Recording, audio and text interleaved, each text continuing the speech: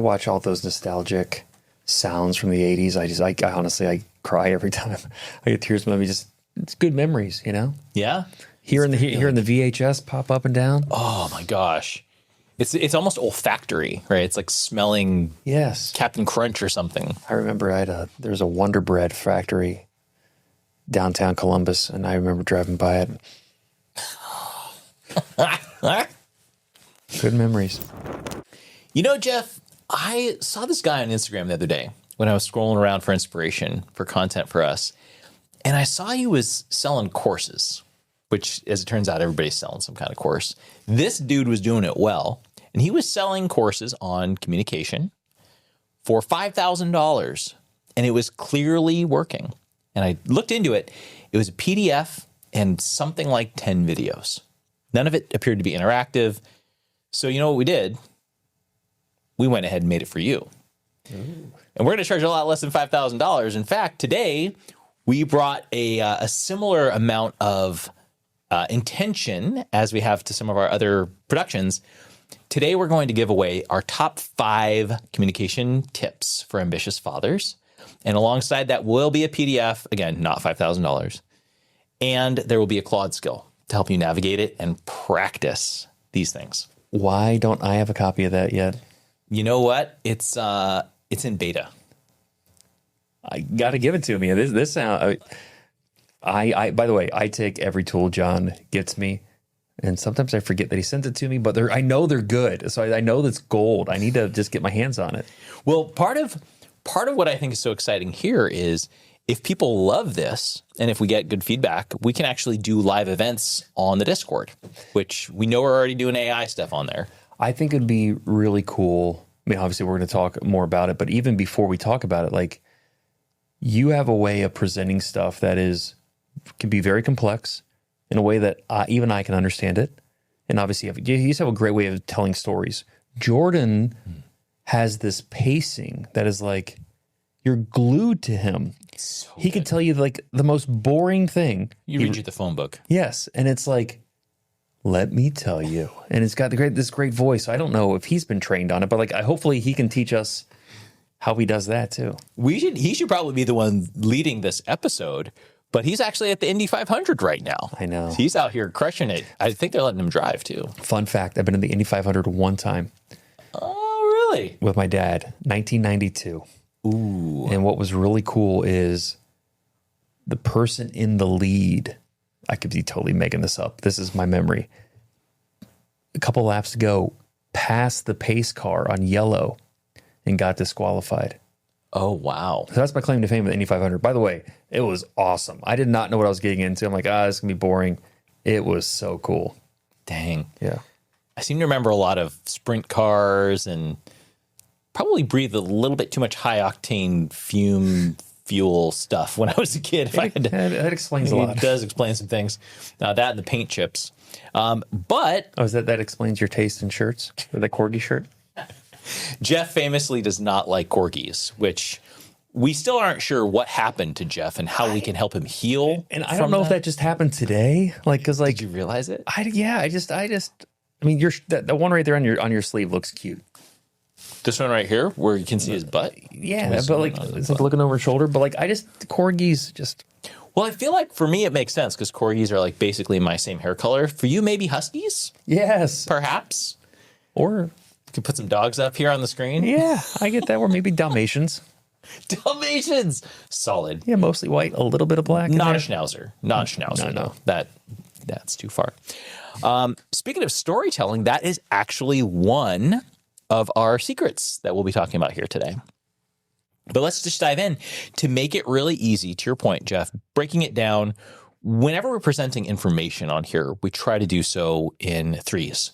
We try to use mnemonic devices like rules of threes and alliteration so that you have a more muscle memory. And if you do use the Claude skill, you'll actually see it helping you to integrate these acronyms and these mnemonic devices, these rules of three, so that when you are on stage, when you are about to hit that meeting and the adrenaline kicks in and the cortisol spike, you're writing that. If you don't have any beta blockers on hand, this can be your beta blocker. So the first one is in fact storytelling. And let's talk about what that means. So I think that you, Jeff, are a natural storyteller. You're just a born storyteller, which is why I think you did so well with connecting with people and sharing vision and inspiration throughout your entire Beast Games journey, before, during, and after the season that you won.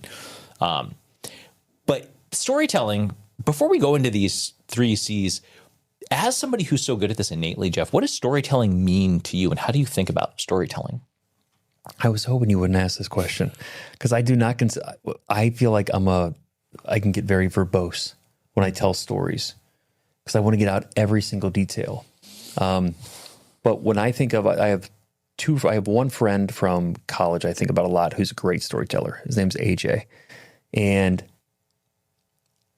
he knows who his audience is, and he's able to connect with each and every one of them. So he's not just telling a story, he's telling you a story, and you a story, and you a story. So he makes you feel that you are there. So he has that presence.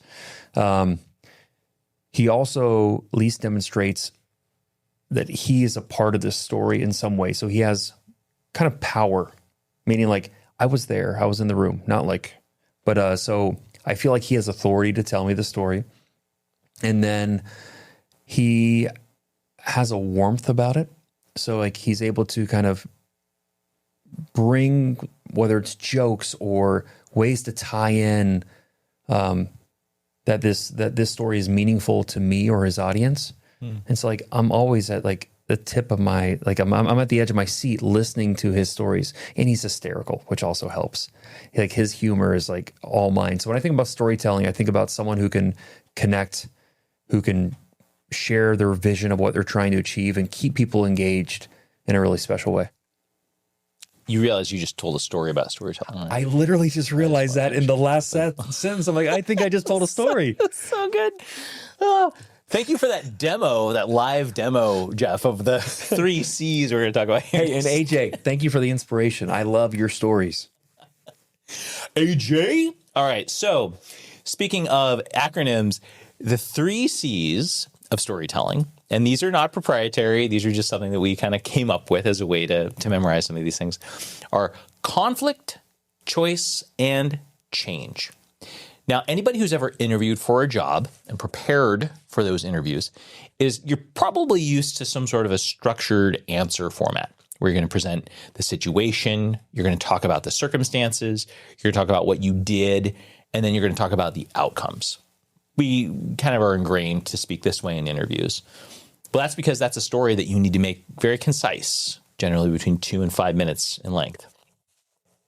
Because most people, myself included, as you shared, Jeff, tend to ramble, and we move away from the point, and it makes it really hard to understand. So to that end, when you're telling a story, consider the 3 C's: conflict, choice, and change.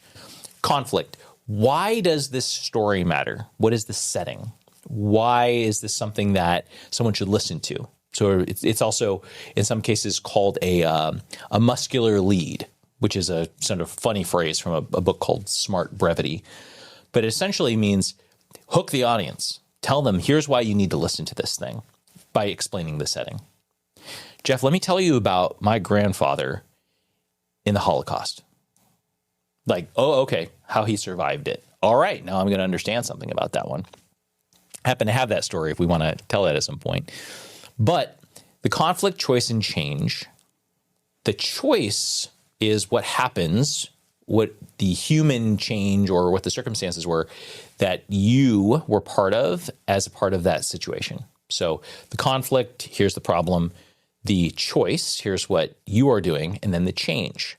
The change, of course, is the outcome, like what happened because of what is the happily ever after, or at least the end of the story. And I like to think about movies, entire arcs that you can compress into a minute-long statement sometimes. But those are conflict, choice, and change, 3 C's. An easy way for you to compartmentalize and say, hey, I'm about to tell a story. If I at least touch on these 3 things, it's probably going to be a good one. So if you're anything like me, you've YouTubed how to get better at storytelling maybe 75 or 76 times, never watched the full video. What you just told me with the 3 C's, I feel like I can apply that anytime, whether I'm talking to my son, whether I'm coaching his team, whether I'm talking to my team, like that was great. I feel like, so what I'm saying is this isn't rocket science. If you can remember, obviously there's building blocks, but this is a foundation is phenomenal with storytelling. You know, my one of my favorite professors I ever had, and I went back to school later in life, as we've talked about on the podcast before, because resources were not abundant when I was just graduating from high school. One of my favorite professors, I ultimately ended up getting to spend some time at Stanford's Graduate School of Business. And there's a professor there named Jennifer Aker, and she teaches coursework around storytelling. There's always some different flavor to it, but it's essentially storytelling as part of any given class that she's teaching. And as part of her class, the main unlock for me was we certainly learned a lot of skills learning from Professor Aker, Aaker. She's written a ton of books. Strongly recommend going and looking her up, looking at her content, and perhaps reading her books.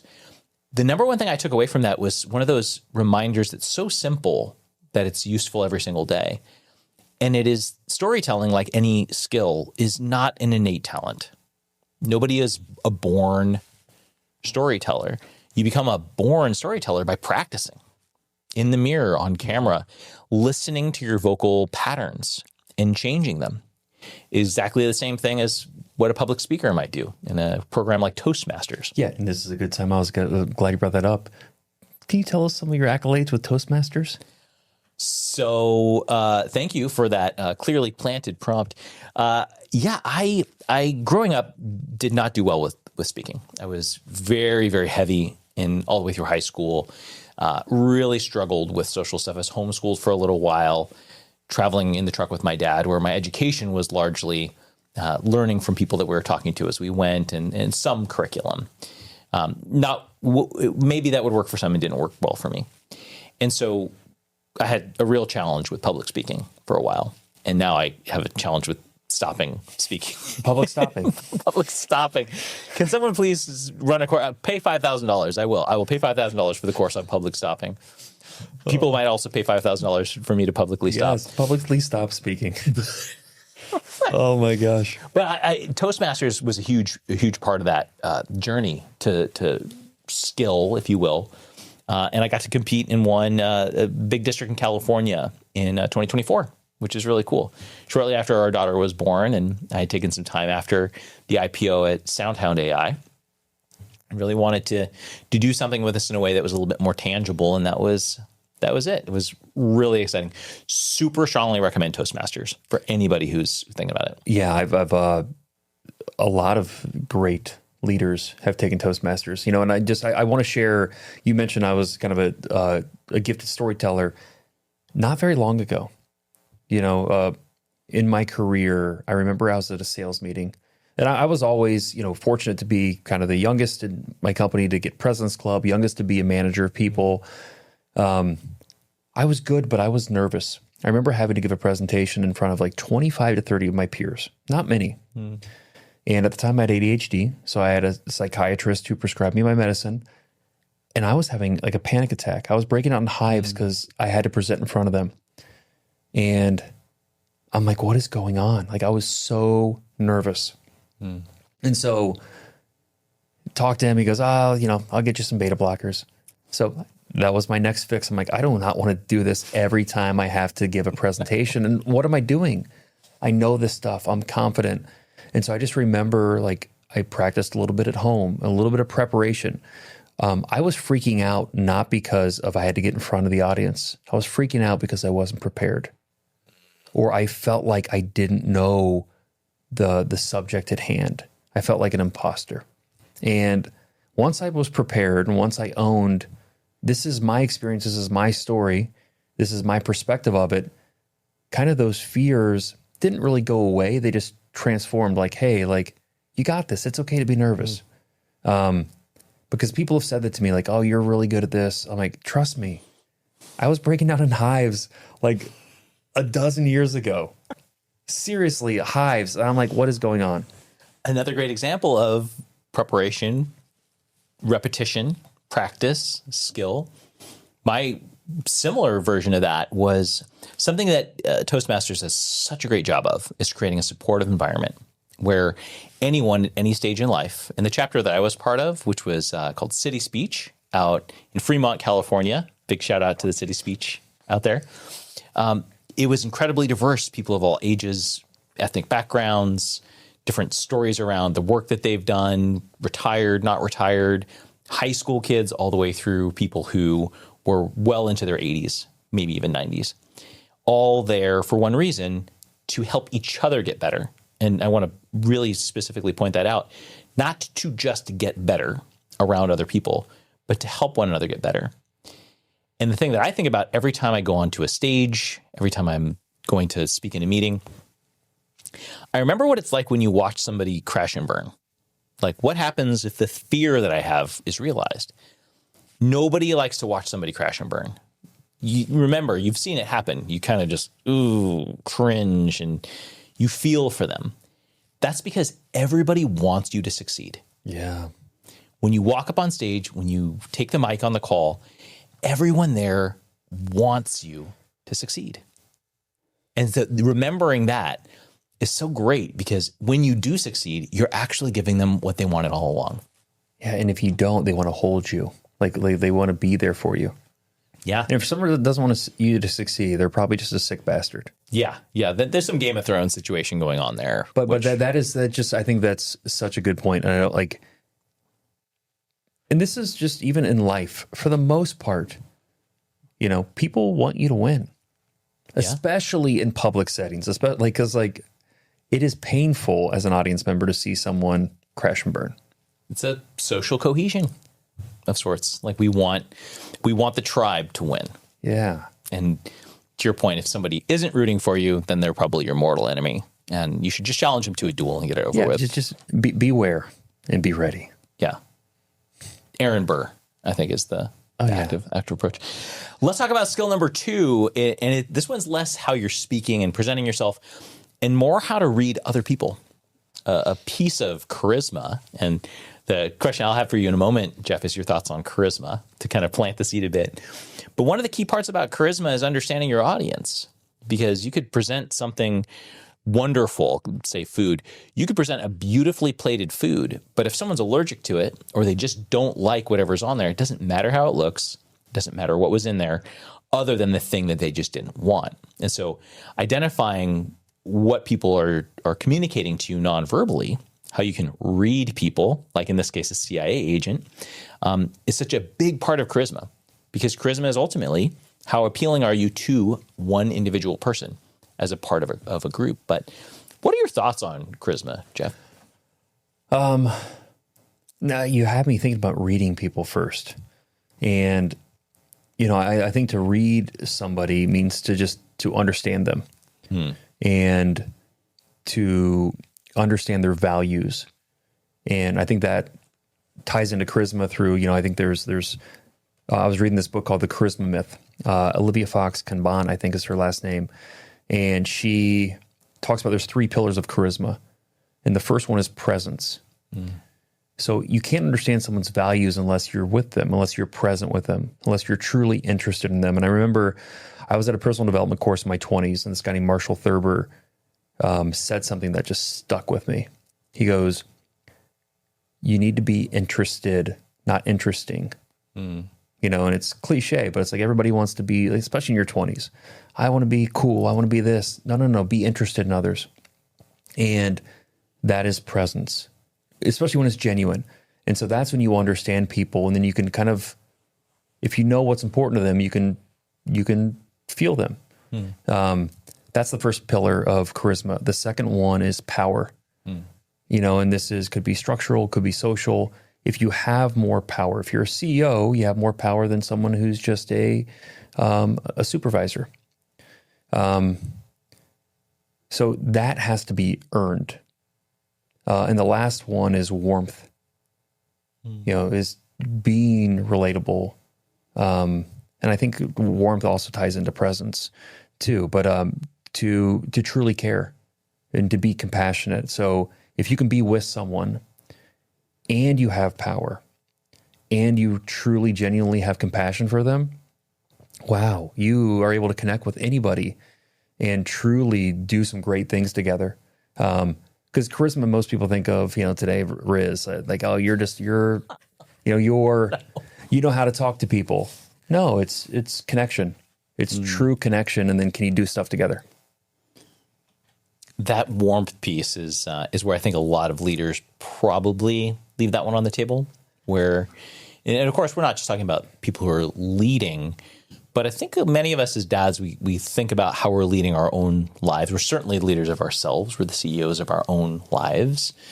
And then how we're leaders as members of our family, not the leader of the family per se, but we are responsible for a lot. And I think that the way we think about ourselves as leaders in this setting especially, that warmth is really incredible. And it wasn't always a part of the communication meta. At one point, warmth was probably seen as a weakness. Yeah, but what is the purpose when you think of charisma? Someone who can develop followership and someone who people want to create things with. So yes, someone with power and presence can get shit done, but it might be with a team behind them is going, I got to do this. But if you really want to enact change, I think change comes from choice and connection. So with the warmth and the presence, you get that connection. And people want to choose to work with you or be a part of your mission. So I think, I didn't do this because, I want to be warm because I can get something. I do it because that's what my mom taught me.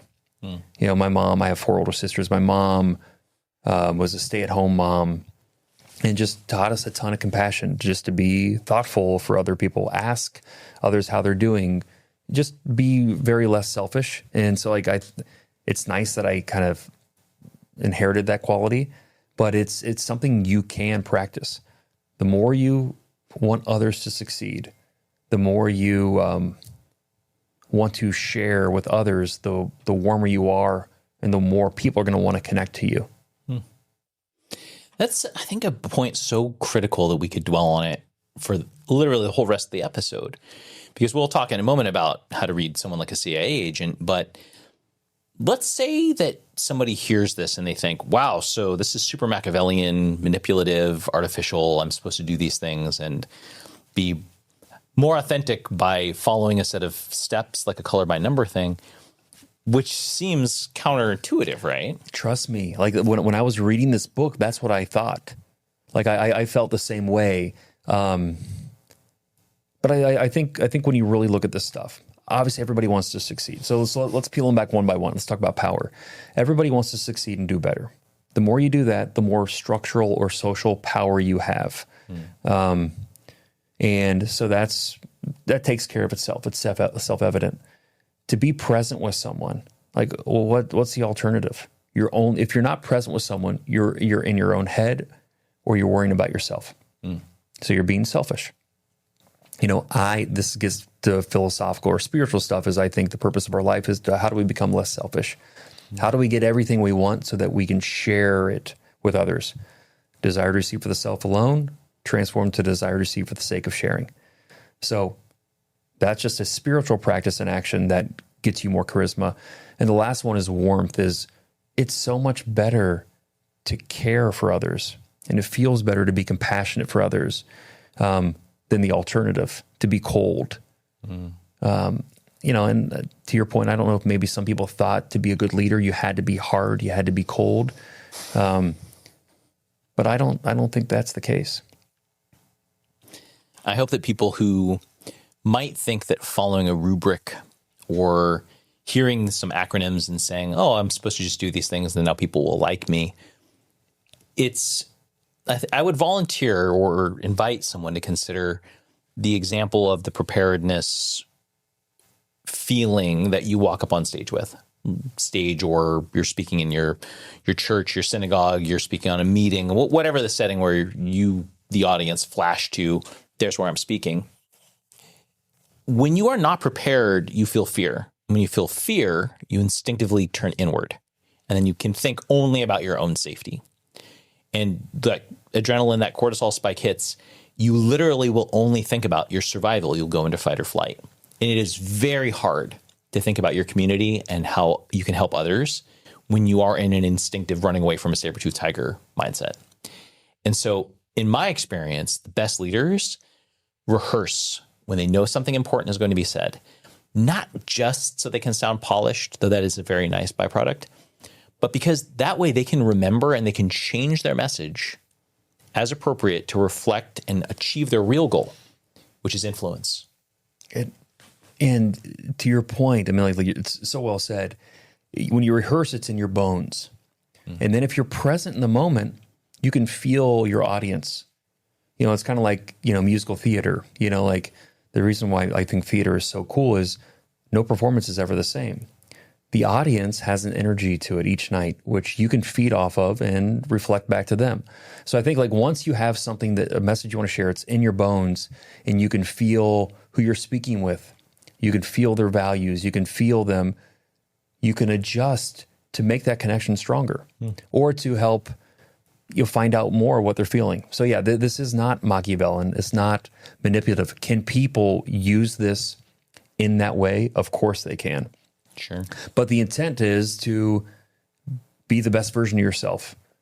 And in my mind, it's be present with others, to actually care about them and to keep kind of elevating on what you want to achieve in life. And that's kind of where the power comes. Well, let's talk about that idea of showing up well for one person at a time. And let's talk about reading someone like a CIA agent. I'm excited to hear this because like I do not know how to do this.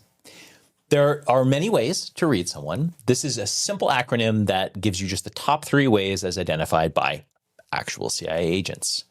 Number 1, it's feet, face fillers, by the way, FFF. Okay. Feet, face fillers. Feet. The direction that someone's feet are pointing is where they want to go, always. So there's 2 reasons to mention that. 1, if you're speaking to someone and their feet are pointing at the door, they are not comfortable with you. That whatever you're doing in that moment, you have to pivot if you want that person to hear your message and to be receptive to your influence. Now, if you find yourself turning your feet away from somebody while you're talking to them, you are almost certainly communicating that you don't want to be there talking to them. And remember, to your point, Jeff, if you want to be interesting, be interested. If you're communicating that you're not interested, you are not going to be interesting. So this is a nonverbal cue that you can watch for and that you can watch in yourself to make sure that you are signaling and seeing signals of where somebody really is emotionally. This is why you're always staring at my feet when we talk. That's a different reason I'm always staring at your feet. Hold on. To the Discord. The second one is face. So you ever see that show Lie to Me? No. So it's a phenomenal show. My wife loved this show. And you have this guy who can read microexpressions. And microexpressions are a very real thing. The 500 milliseconds after you receive information, you almost cannot mask what you're actually thinking and feeling as you're processing that information. Because once it gets to the part of your brain that tells you what you're feeling, then you can actually, or how to actually present that information, probably your prefrontal cortex. That 500 milliseconds is a window of real insight into what you're thinking and feeling. So if you want to get that with somebody, end your point and then watch their face for 500 milliseconds. This is a good reason to be more concise. And for those who aren't that smart, 500 milliseconds, is that a half a second? That is half a second. Okay. That is exactly half of 1 second. And it seems like such a small window, but it's really not. We have evolved to absolutely tune in to these microexpressions. And it's the source of one of my favorite quotes, which is, we are all terrible actors. Not you, Jeff. You've done some phenomenal work on musical theater stages. But everybody else in the world, we are all terrible actors. We will convey by the way, how we you feel. obviously have not seen my shows. It's community theater. I am not a good actor. I just was having a midlife crisis. Everybody starts somewhere. Yeah. Everybody starts somewhere. I have a feeling it's going to be great. And in a future episode, we're going to have to ask you to perform something. I don't know, Pippin, Newsies, Oklahoma? Oh, Newsies, yeah, I could do that. That was one of my favorites growing up. Do one of those little hats. Yes. Get you a Dad Squad branded little that'd be sweet. Trilby or whatever that is. Is that what they're called? No, it's something different. I would. The Peaky Blinders hat. Yes. Well, the key is end your sentence and watch closely. If you know that you're watching for microexpressions, then you'll be able to actually see what somebody's thinking and feeling. I've been watching for microexpressions on you since you've been starting talking, but I don't know what I'm looking for. What? But no, but it's these are just super interesting. It's just actually being aware and making an effort to do it. How often do you do this? I've never done this before. I've never tried to let me take a look at your feet or your face. The feet thing I learned about a while ago. The feet is brilliant. That one is, it's probably not the first time most people listening to this have heard some version of that. But that one's been around for a while. The face one, I remember reading about microexpressions back when that show first aired. And I did watch for them. The one you can really see is wincing. The one you can really see is wincing or the absence of it. So if you're telling a story or you're just rambling on, and we've all been there, your uncle at Thanksgiving, you're just like, come on, man, wrap it up. Wrap it up. And your version of wrap it up is you, when he finishes a point, you're going to have on your face something like, I did. And then right back to smiling, but it happens. I need to check my micro expressions. I feel like I tell people how I'm feeling. I want to slow-mo these conversations at my next Thanksgiving dinner and watch for the nobody wants to hear it, John. That actually. We know you have a podcast. Why do you have 13 PTZ cameras and 2 RoboCams in our kitchen at 60 frames per second? You know what? We're studying human behavior. Yes. That's what it is. Happy Thanksgiving. Yeah. Happy microexpressions. The third of the feet, face, and fillers is filler words. Now, going back to Toastmasters, one of the notorious parts of Toastmasters that I think is one of the most beneficial, everyone has a role. Most people in a meeting have a role, I should say. In most cases, you have so many people that not everybody can have one. But if you're part of the chapter, you will fill a role with some routine. And you're going to see all these different roles. You're going to have a timekeeper. You're going to have somebody who's the actual Toastmaster who's basically running the show, Sergeant at Arms. But the one that most people think of with this is called the counter. There's an counter and a grammarian. Sometimes they combine that. But the counter's whole job is to sit and watch for filler words. So, vocal fry. Any of these things, they count them. And so by the end of that meeting, you will hear, all right, Jeff, you had 2 and 1 like. There's got to be an AI app for this. I totally need this thing. I think there is one. It's called Vocal Image.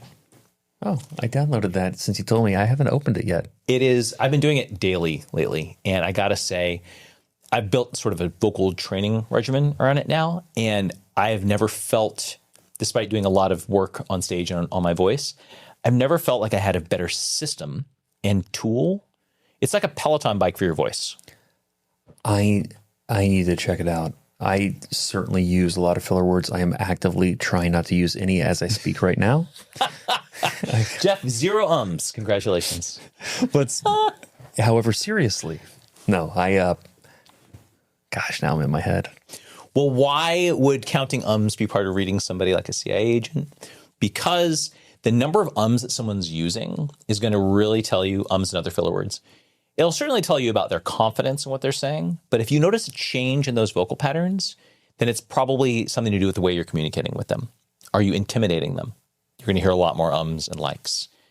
Have you made them more comfortable? You're going to notice less presence of ums and likes. There's also a direct correlation. The reason why we count those things in Toastmasters is there is a direct line between believability and the absence, not complete absence, in some cases filler words. You'll even notice wildly accomplished orators, like President Obama is a perfect example. He does vocal fries like a professional. There's actually, I think, supercuts of just him doing vocal fries for 5 minutes in a row because there's so much of him talking. But he will pause like that. It works for him. Yeah, and he just got an extra second to think about what he's saying. Anyway, I don't want to do my Kirkland signature Obama impression, but yeah. So feet, face, fillers. How to read somebody like a CIA agent.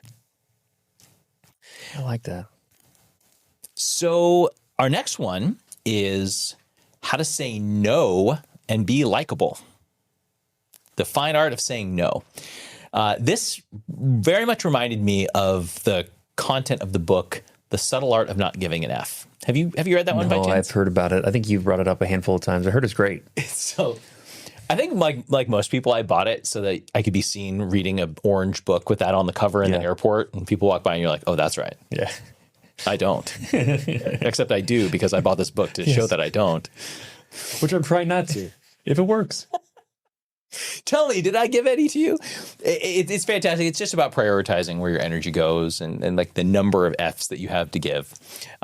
Truly awesome book and beautifully packaged because it's notable. We're talking about it right now, and it's been 10 years or so since it was written. And I think naturally, as you age, your tendency to give a F about things that don't matter to you lessens, but there's certainly strategies to do that sooner. Absolutely. Now, saying no is basically the core of how you're managing the number of F's that you have to give. Because if you say yes to everything, which we've probably all found ourselves, especially, I'll speak for my own example, as a similar, maybe a similar sort of neuroatypical that we share here on the stage, ADD. When you have opportunity to do more stuff with more cool people, you're almost always going to want to do it. And you probably have to find yourself overcommitted a few times before you stop and say, well, I can't do that because I wanted to do 5 things and I accomplished 0 of them instead of just doing 2 things really well. Very hard to do, I think, especially if you are more in golden retriever mode. So let's say you need to say no. How do you actually say no and preserve a relationship? If it's your boss asking you to do something that maybe even could be one of your responsibilities, but you know you're overloaded. N. Name, no, next.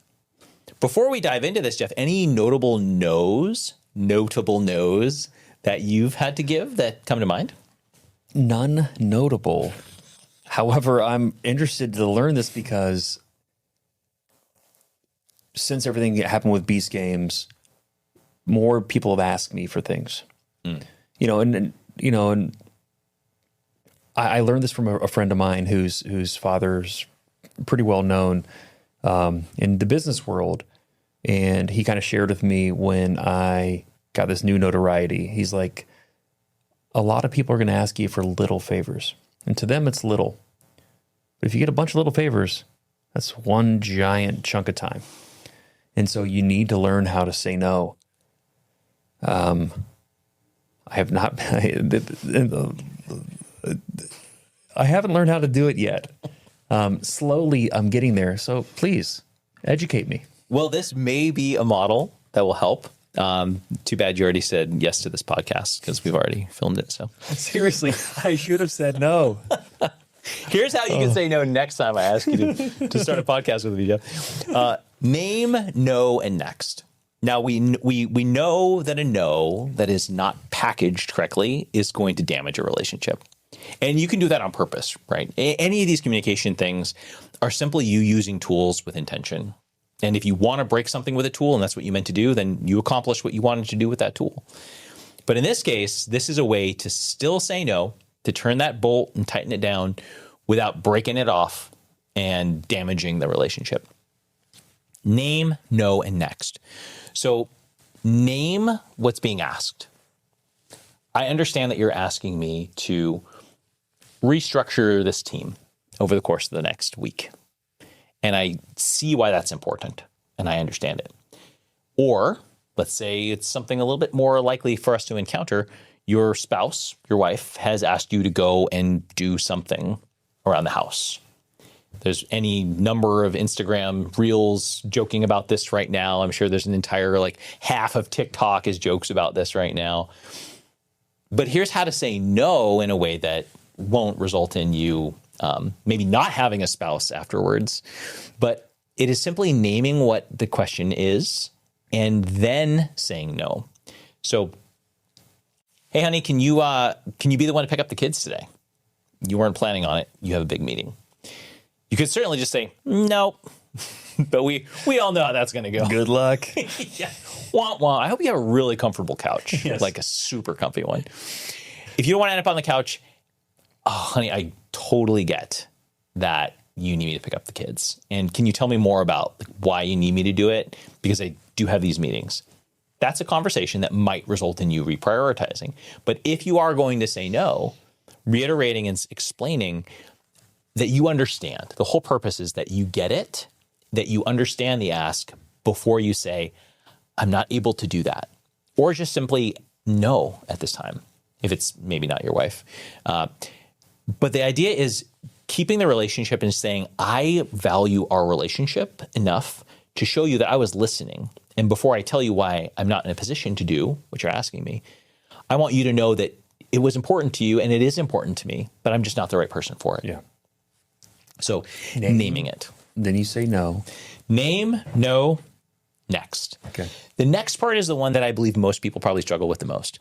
So the reason why I think this is the one that most people struggle with the most is it is setting an expectation for a future relationship. Next, give them a door, not a wall. Don't slam it shut in their face unless, again, that's what you're trying to do. So in this case, hey, let's talk about how we can make it so that I can help you with this in the future. In the example with the wife, hey, let's just make sure we schedule this. Like if I know that on these days, maybe every day of the week even, if it's better for me to pick up the kids, I just need to reorganize these meetings. These are the 2 meetings I have to shift, and I can. Or whatever that looks like. At work, let's talk about this in the future. I'm very open to doing this, but I need about 48 hours notice as opposed to, hey, can you do this in the next couple of hours? Or, hey, in the future, if we could talk about this through the lens of data. You're asking me to do something. The answer is no, because I just don't understand it well enough to work within the time constraints. But here's how to get a yes in the future. You name the problem, you give the no, and you say, here's what to do next time to get a yes. And that person will walk away saying, well, I got to know, but I feel like I understand that person and I was understood too. And then if you're having this conversation with your wife, afterward, you cross your fingers. Yeah, right? This would be the moment for prayer. Yes. Would be that would be this.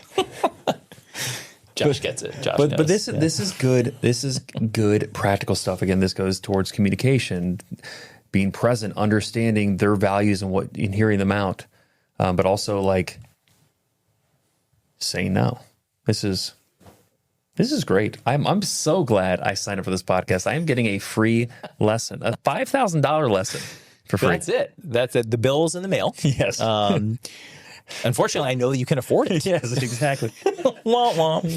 So quick review here. We've got 3 acronyms we've talked about so far. There's feet, face, and fillers. That's going to be your framework for reading someone like a pro. Conflict, choice, and change. Bingo! Conflict, choice, and change for storytelling. And then for no, all N, no, N, name, no, next. So there's our quick acronym review before we get to number 4. Number 4 is probably the one that's going to save you the most heartbreak as a leader, and it's just as a human being. I could not agree more with your assertion, Jeff, that to be interesting, be interested. Everyone wants to feel like the hero of the story. The most charismatic people I've ever met spend basically no time talking about themselves. People remember how they felt, not what you said. And if you made them feel like they were novel and exciting and they got to feel great about themselves telling you a story, they will love you. And by the way, like, it's fun to be interested. It's fun to learn. Like, you're just being curious.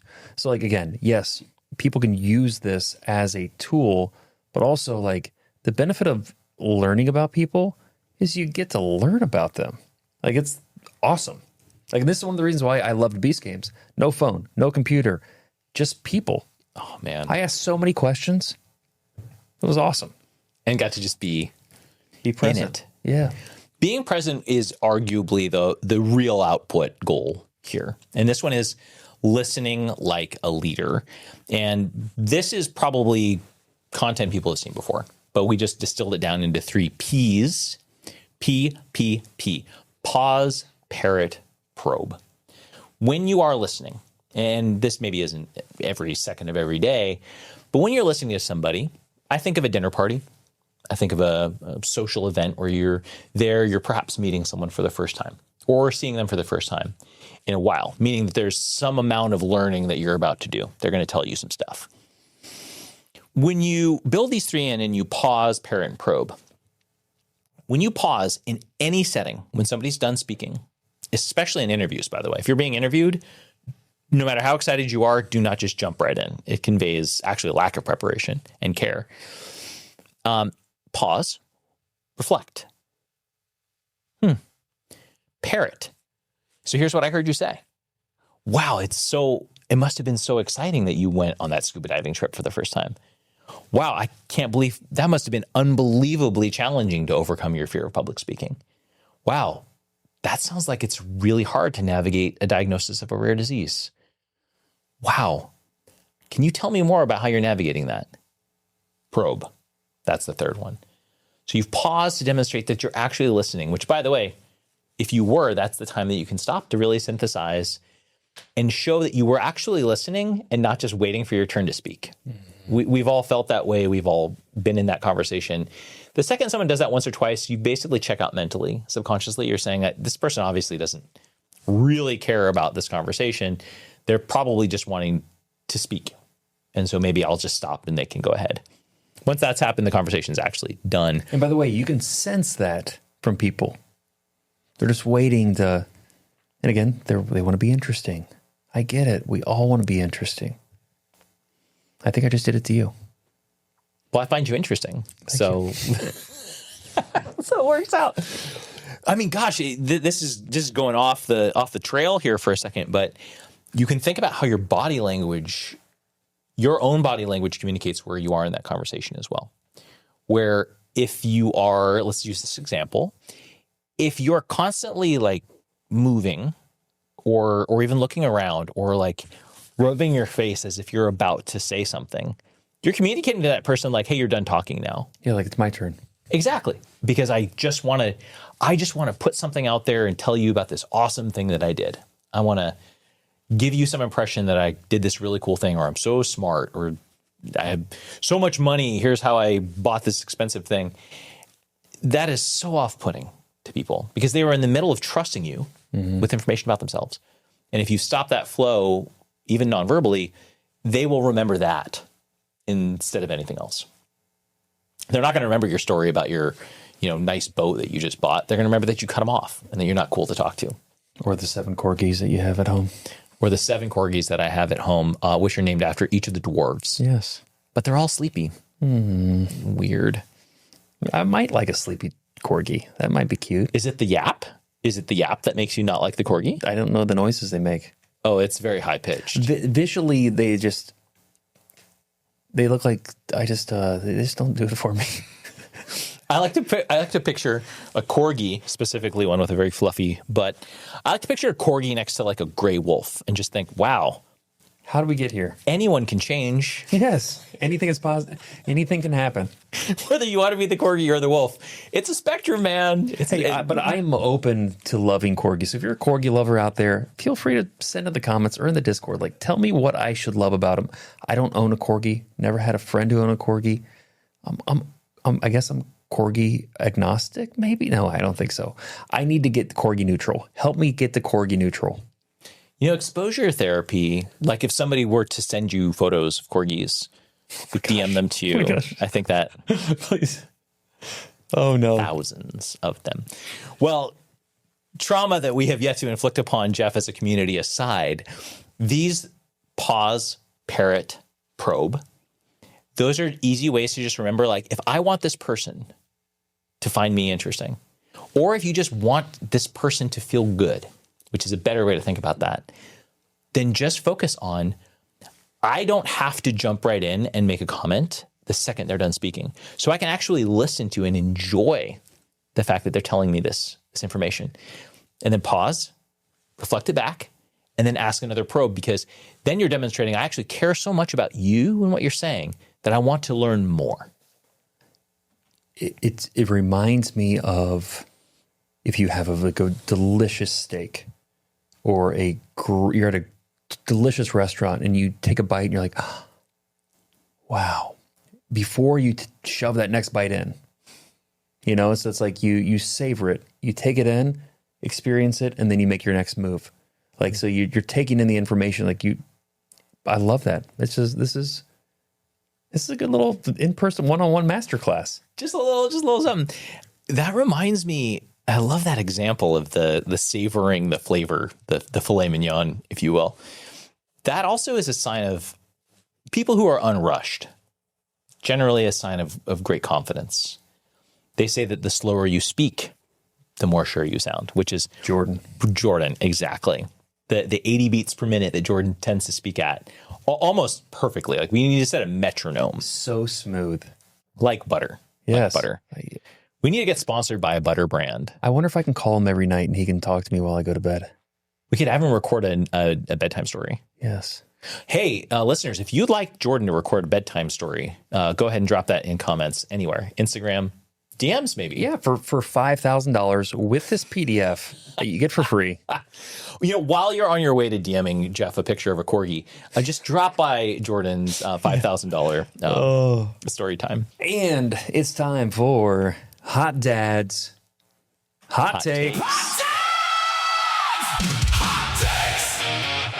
I'll run with my hot take first here. So we're talking about communication. We're talking about communicating like a leader.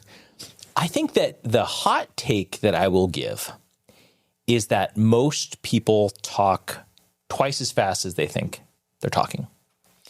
And that you actually have to practice with a metronome to have some sense of how fast you're speaking. And if you record yourself, my hot take is that almost everyone will speak at least twice as fast as they think. And you'll think you're watching something in fast forward when you watch yourself speaking on camera. So the hot take is, without practice, it's almost impossible for you to gauge how fast you're speaking. Slow down. Slow it down. My hot take, we're going to go to Hamilton a little bit. Oh. Where Aaron Burr says, talk less, smile more. Wow. And then he ends it with, don't let them know what you're against or what you're for. I don't like that part. I like, you got to stand for something. But you don't always have to speak to communicate. So that's a lot of what you shared is listening, pausing, really being present. So a lot of communication for me is listening and engaging through smile and through warmth, especially if you're interested. I mean, you don't want to throw away your shot, right? I am not going to throw away my shot. No, but you will be back. Oh, I'll be back. Let's see. What else can we do from this one? I don't know. I just feel like I'm in a hurricane even talking about this, but I will never be satisfied. That does somehow remind me of the Schuyler sisters, but I don't know if we're going to keep our current rating and skew into instead the NC-17 if I say why. Hey, that was Hot Dad's Hot Takes. Okay, lastly, we're going to call this one the Bomb Squad. This is diffusing any conflict. Conflict diffusal, which you, Jeff, did not a small amount of that in your time in the Beast games. Do you want to tell us about any notable conflicts that arose? I don't know if I diffused them. I think, yeah, I mean, there was in season one, obviously, when JC took the $650,000, it was heated. And I think it escalated for everybody. Yet to diffuse conflict doesn't mean you avoid conflict. And so, we had a respectful conversation. We tried to keep our tones at conversational levels and to not make it personal or call each other names, but just to kind of have a conversation. But it doesn't mean you have to roll over. I'm hoping this is what you're talking about. It doesn't mean you have to try to run away from it. But you're trying to get to the other side. You're trying to get resolution or trying to get to the other side. But I'd love to hear what the expert has to say. Well, these tips came from the distillation of conflict negotiators, professional conflict mediators, hostage negotiators. Samuel L. Jackson. Remember The Negotiator? Oh, I thought you were talking about Pulp Fiction, and that was not much of a with negotiation. Kevin Spacey. I've not seen it. Oh, Nebom? Oh my gosh, you got to watch this movie. I've watched it so many times. The Negotiator. Is this a 90s flick? Yes. Oh man, everything. The 90s, man. Like, we got to do a 90s episode. It's, you know what? We're doing a 90s episode. Negotiator. Throw ideas in. I might watch that tonight. I will not. I promise you I'll forget that I said this in 5 minutes, but I would love to watch it. I'll set a reminder. If you turn it on right now, like 3 right here, I would watch it. And that's the podcast, folks. We're going to just tune into old Samuel L. Here's the 3 top tricks to finding, and I love the way you said that, Jeff, to not just move past a conflict. That's like saying the bomb's not going to go off because I'm not going to look at it. Yeah. It's still going to go off, and it's probably going to be worse because you're not even going to see it coming. But if you acknowledge and address a conflict, you can usually come out better on the other side, especially if you've managed it really well. That's actually going to create greater trust and possibly prevent future conflicts, which are usually just failures to communicate. So the 3 L's of conflict resolution are lower, label, loop. You touched on this first one instinctively, Jeff, and it's lowering your voice by 30% mid-sentence. So you lead in, you match their tone, and then you bring your voice down.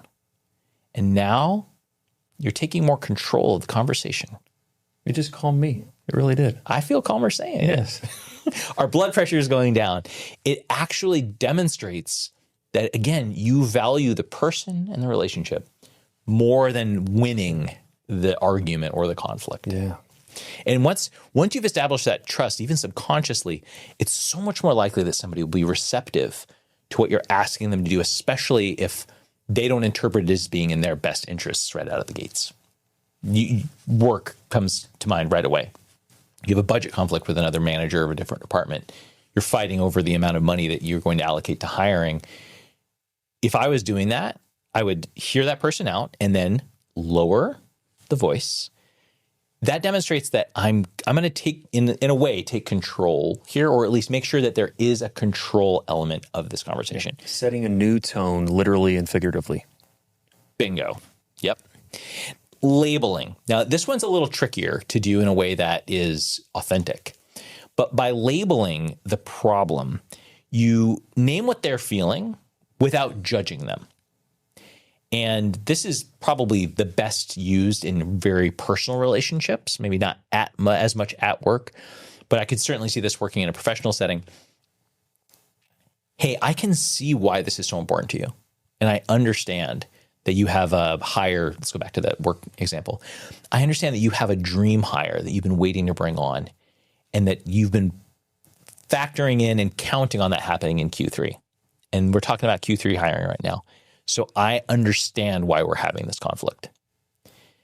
That goes right back around to, if you understand what I'm saying, I'm going to be so much more likely, if you've taken the time to care about me, I'm going to take time to care about you.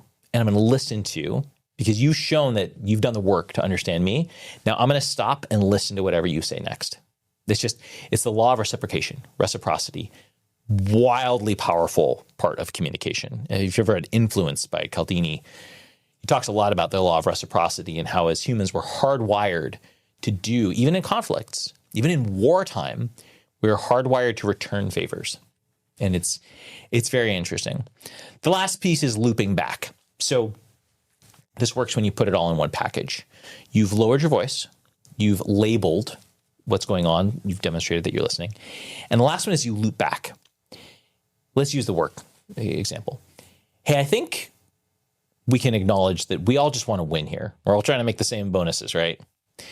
So the outcome that I'm suggesting allows us to achieve that goal, even though it does forestall that hiring that you're trying to do by a quarter. By a quarter. Let's name this thing. Let's label it. I'm committing to making that same concession a quarter from now, while I can still bring somebody onto my team who's going to accomplish this business critical stuff that, honestly, if they're not here, we're not going to have anything to do anyway. So these are examples of, by lowering the voice, you're controlling the environment. By labeling the problem, you're demonstrating that you care. And by looping back to what you are trying to accomplish in the first place, you're also clarifying the ask. I think sometimes in conflicts, we can even forget what we want. We can just go into, we're having a fight mode, and I don't know what that means. And it's okay for two people to want different things. And like, for their own reasons. And to actually have them both get them, but it might not be in the same time. It could be in the same time. But it's like, this is one of these things about everything we're talking about with communication and charisma. It's like, it doesn't mean that me getting what I want in a relationship with you doesn't mean you're not getting what you want. That's so true. The artificial or false dichotomy of the zero-sum game. I think most arguments feel like a zero-sum game. Like, I'm going to win or you're going to win, or I'm going to get 25% of what I want and you're going to get 75% of what you want. I think it's very likely, if you start with the mindset in any negotiation, by the way, even your salary, if you start with the mindset of let's find a way for everybody to get 100%, just maybe not in the way they initially imagined, boy, can you accomplish great things. And that's coming from somebody who's negotiated like hundreds and hundreds of offers with people. The most skilled negotiators, which in a way is a form of conflict resolution. The conflict is, I'm going to give you X. You want X plus 20%. The really successful ones are the ones that find a way to achieve their outcome by presenting new ideas and demonstrating that they want to do what's necessary to get to that new thing. Is that episode 13 or 14? Because I need to learn this. This is something that is... Negotiating a salary? Or just negotiating anything like that. It's just very... It's something when even though I've been in sales and sales leadership, the negotiation side has never been my strongest suit. And I'm sharing my cards here.